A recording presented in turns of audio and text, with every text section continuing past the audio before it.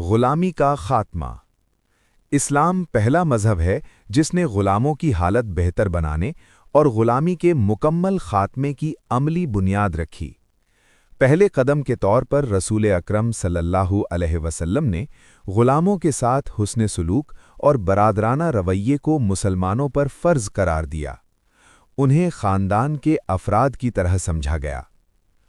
تمہارے غلام تمہارے بھائی ہیں، پس جس کے پاس کوئی غلام ہو اسے وہی کھانا کھلائے جو خود کھاتا ہے، اور وہی لباس پہنائے جو خود پہنتا ہے، اور ان سے ایسا کام نہ لو جو ان کی طاقت سے بڑھ کر ہو، اور اگر کبھی ایسا کام دے ہی دو تو خود ان کی مدد کرو۔ بخاری کتاب العتق۔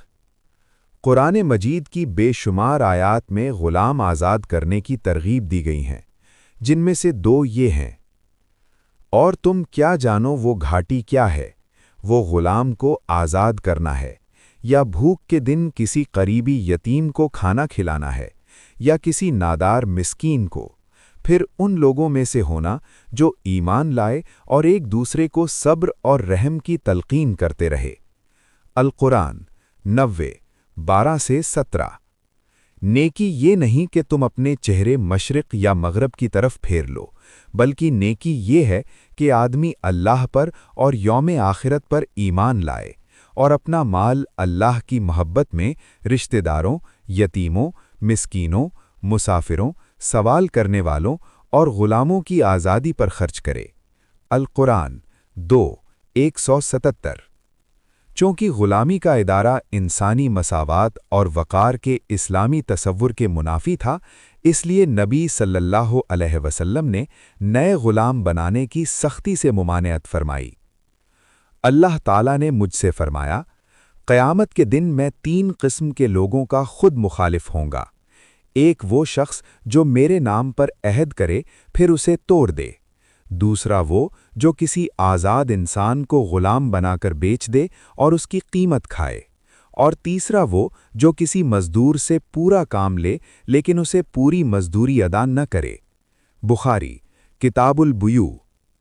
آخرکار اللہ تعالیٰ کی طرف سے یہ قطعی حکم آیا کہ غلاموں کو صرف آزاد ہی نہ کیا جائے بلکہ انہیں دوبارہ باعزت زندگی گزارنے کے لیے مال بھی دیا جائے۔ اور تمہارے غلاموں میں سے جو مکاتبت یعنی آزادی کا معاہدہ چاہیں، اگر تم ان میں بھلائی دیکھو تو ان سے مکاتبت کر لو اور انہیں اللہ کے اس مال میں سے دو جو اس نے تمہیں دیا ہے۔ القرآن 24 33۔ اس کے برعکس حضرت عیسیٰ علیہ السلام نے غلاموں کو آزاد کرانے یا ان کی حالت بہتر بنانے کے لیے نہ کوئی حکم دیا نہ کوئی عملی اقدام کیا۔ سیاسی نظام۔ عیسائیت نجی اخلاقیات یعنی پرائیویٹ ورچوز کے بارے میں کچھ رہنمائی ضرور دیتی ہے، لیکن سیاسی اخلاقیات کے باب میں بالکل خاموش ہے۔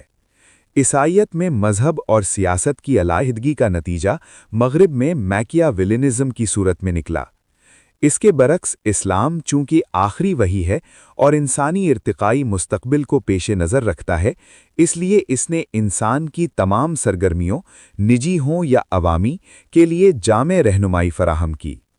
اسلام سماجی انصاف اور عالمی امن کو یقینی بناتا ہے، کیونکہ وہ سیاسی، معاشی اور بین الاقوامی تعلقات کو مذہب اور اخلاقیات کے تابع کرتا ہے، اور فرد کا ریاست کے ساتھ، ریاست کا فرد کے ساتھ اور ایک ریاست کا دوسری ریاست کے ساتھ فرائض متعین کرتا ہے۔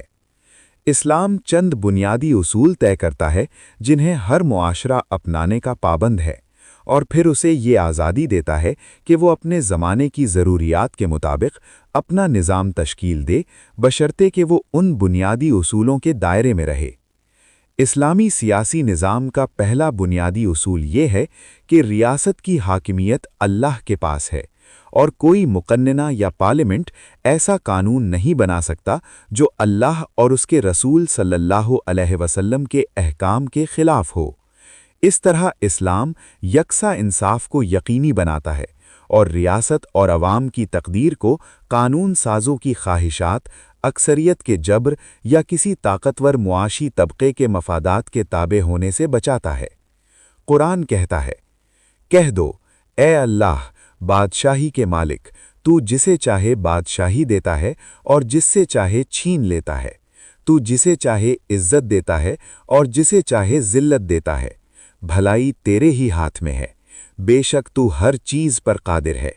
अल कुरान 3:26। दूसरा बुनियादी उसूल ये है कि तमाम इंसान कानून और अल्लाह की नज़र में बराबर हैं। सबको यकसा सियासी हुकूक हासिल हैं और एक ही कानून सब पर लागू होता है।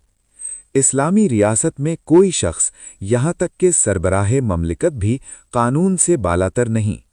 किसी भी कानून की खिलाफ वर्जी पर खलीफा को भी अदालत में तलब किया जा सकता है और जुर्म साबित होने पर सज़ा दी जा सकती है। तीसरा बुनियादी उसूल ये है कि तमाम सरकारी ओहदे, हत्ता के आला तरीन मनसब भी अल्लाह की अमानत हैं। इन अमानतदारों पर लाजिम है कि वो इख्तियारात अल्लाह के हुक्म के मुताबिक और अवाम की भलाई के लिए इस्तेमाल करें। चूँकि रियासत का सरबराह अवाम के ज़रिए मुंतखब होता है, इसलिए अगर वो अल्लाह के अहकाम और अवाम के मफाद के मुताबिक हुकूमत न करे तो अवाम को उसे माजूल करने का हक हासिल है। चौथा बुनियादी उसूल ये है कि तमाम अवामी उमूर मुशावरत से तय किए जाएं।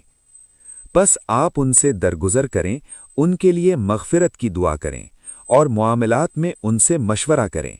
फिर जब आप फैसला कर लें तो अल्लाह पर भरोसा करें, बेशक अल्लाह तवक्कुल करने वालों को पसंद करता है। अल कुरान 3:159। और वो लोग जो अपने रब का हुक्म मानते हैं, नमाज कायम करते हैं और उनके मुआमलात आपस के मशवरे से तय पाते हैं और जो कुछ हमने उन्हें दिया है उसमें से खर्च करते हैं। अल कुरान 42:38। इस्लाम ने दुनिया की पहली हकीकी जमहूरियत कायम की, जिसमें आज़ाद और ग़ुलाम, शहरी और ज़रई खाकज़रा, सर्फ और नस्ल, रंग, जिन्स या अकीदे की बुनियाद पर कोई इम्तियाज़ न था। सब कानून के सामने बराबर थे और यकसा हुकूक रखते थे।